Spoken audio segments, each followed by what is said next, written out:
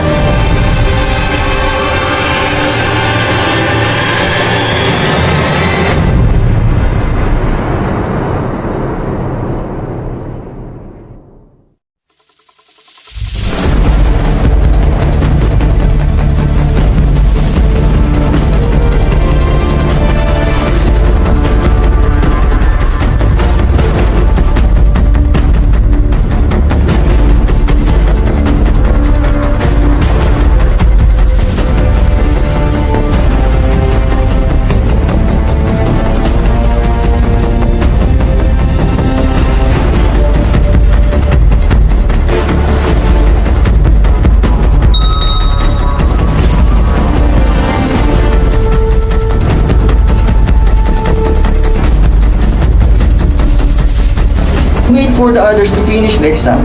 You have 45 seconds to check again your answers, starting now.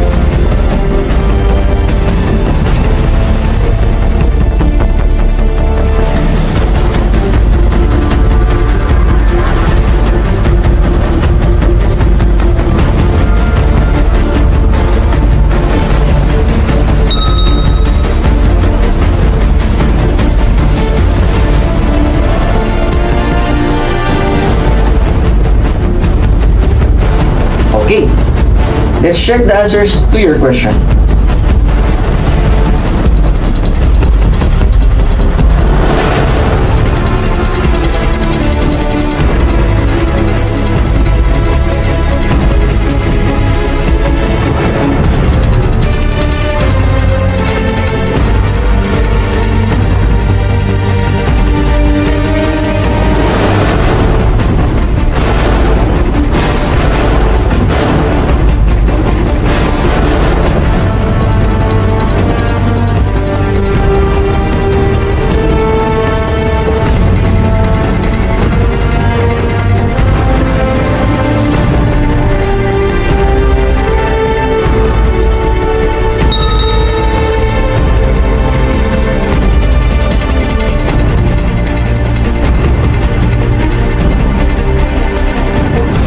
If finished checking, please pass the answer sheet to the lecturer.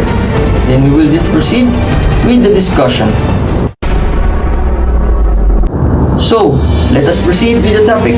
As you have noticed, the questionnaires are all about phlebitis. We need to know further about phlebitis. We need to define phlebitis. Phlebitis. Phlebitis is a condition in which a vein becomes inflamed. The inflammation may cause pain and swelling. When the inflammation is caused by a blood clot or thrombus, it's called thrombophlebitis. Thrombophlebitis usually occurs in the leg veins, but it may also occur or affect the veins in the arms.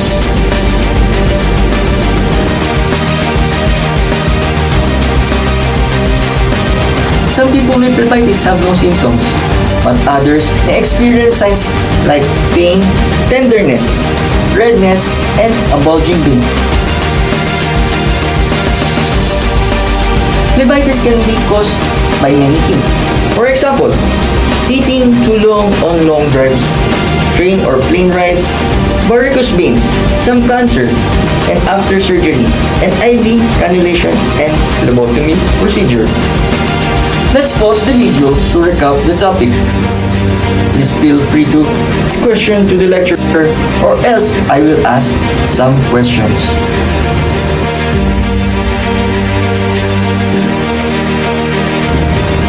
Let's proceed with the topic.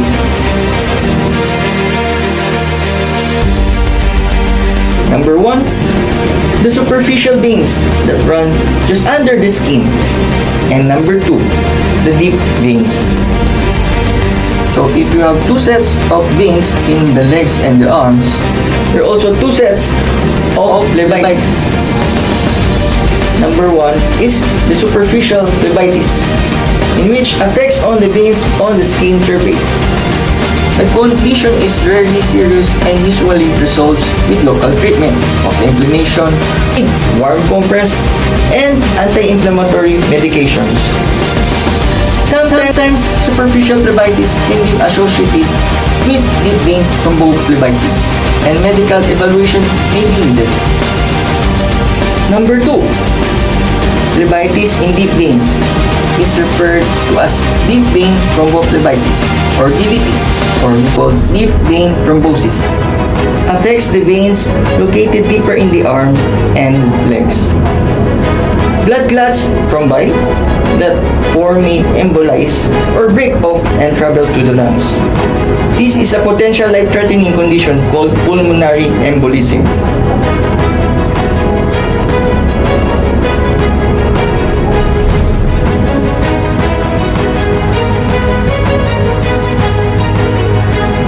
Mechanical phlebitis. Mechanical phlebitis occurs when the movement of a foreign object or cannula with a vein causes friction and subsequent venous inflammation. Chemical phlebitis.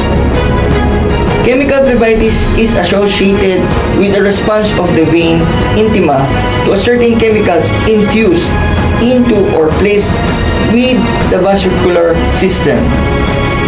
An inflammatory response can be created by solution and or medication and can also be triggered by improper dilution of drugs or inappropriate rate of infusion. Infective phlebitis.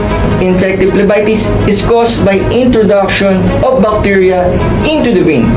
It may start an inflammatory response to cannula insertion, allowing bacteria to colonize the inflammatory debris. Let's pause the video to refresh the discussion. Feel free to ask questions.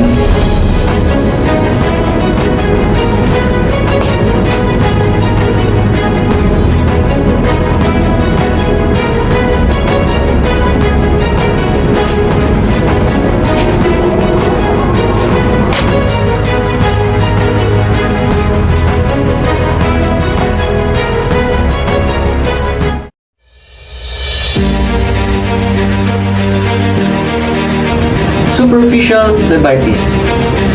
There is usually a slow onset of a tender red area along the superficial veins on the skin. A long thin red area may be seen as inflammation follows the path of the superficial vein. It may spread in a spiral-like pattern if smaller feeder veins become involved. This area may feel hard, warm, and tender. The skin around the vein may be itchy and swollen. The area may begin to throb or burn. Symptoms may be worse when leg is slower, especially when first getting out of bed in the morning. A low-grade fever may occur. Sometimes phlebitis may occur at the site where a peripheral intravenous line was started.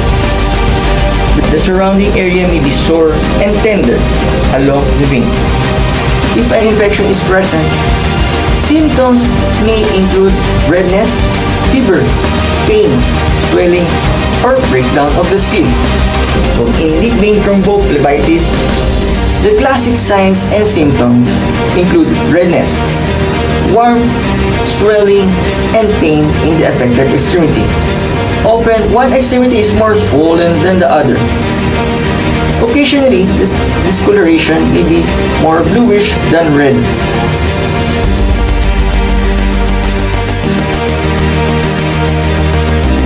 Grade 1. Erythema around the area of the puncture site, with or without local pain. Grade 2. Pain at the puncture site with erythema and or edema and hardening. Grade 3. Pain at the puncture site with erythema, hardening, and a palpable venous cord. Grade 4. Pain at the puncture site with erythema, hardening, and a palpable venous cord that is less than 1 cm with purulent discharge.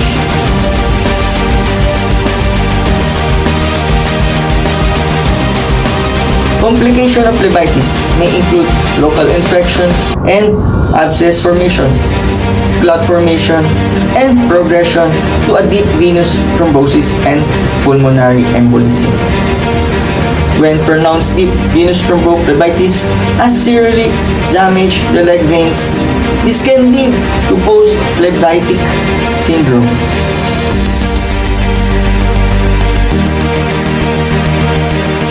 Except for this rare complication, you can expect a full recovery in 1 to 2 weeks.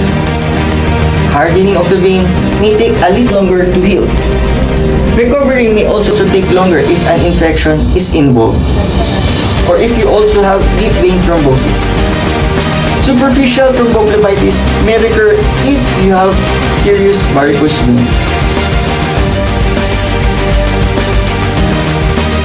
Superficial phlebitis is usually caused by local trauma to a vein. Superficial phlebitis is most often caused by an intravenous catheter placed in a vein, and the vein becomes irritated. Superficial phlebitis may or not have a blood clot formed to cause the pain and inflammation. In the legs, superficial phlebitis can be associated with varicose veins. Causes of deep vein thrombosis or thrombophlebitis include inactivity, blood pools in the veins, and tend to clot in a person or inactivate for a prolonged period of time. Trauma and blood clotting abnormalities may be inherited. For example, Factor V latent thrombophlebitis is an inherited disorder of blood clotting. Factor V latent is the name of a specific gene mutation that results in thrombophilia, which is increased tendency to form abnormal clots that can block blood vessels.